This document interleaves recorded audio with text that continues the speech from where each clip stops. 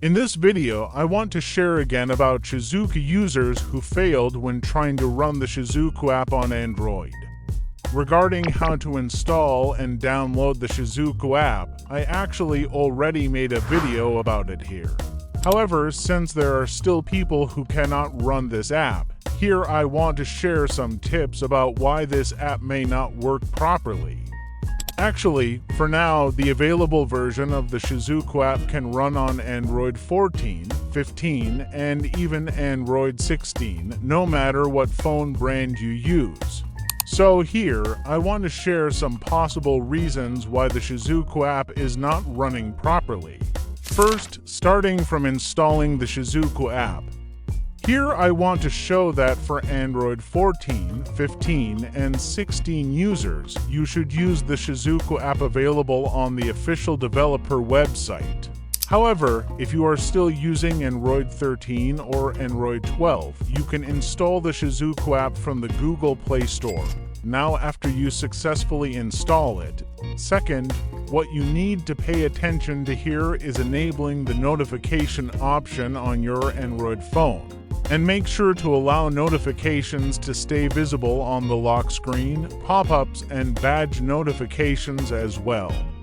Once all of these are enabled, it means every Shizuku notification will appear on our phone screen. However, the common issue that often appears is a Shizuku notification that looks like this. If it looks like this, the pairing code we get cannot be entered because there is no field to input the 6-digit code. So why does this happen? From my experience yesterday, this happened because when we opened developer options, it was not through the Shizuku menu. Instead, we opened developer options directly through the settings menu on the phone. I want to show you when I try to enable wireless debugging, I go into the settings menu, then enter developer options, and then I enable wireless debugging and USB debugging here. Now, if you do it this way, the Shizuku notification will show searching for pairing service and there will be no field to enter the code. Let's repeat it again. The notification that appears will still be the same, you still cannot enter the code. So the correct way is, even though the method is actually similar, you need to enter the developer options menu through the Shizuku app using the link already provided there. When we tap it, we will automatically be directed to developer options, then we create the pairing code there.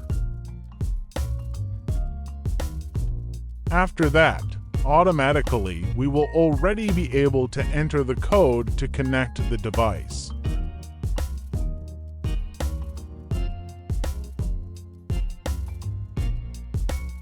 And if this video helped you, don't forget to leave a like, comment below if you still have questions, and subscribe to the channel so you don't miss more helpful Android tutorials.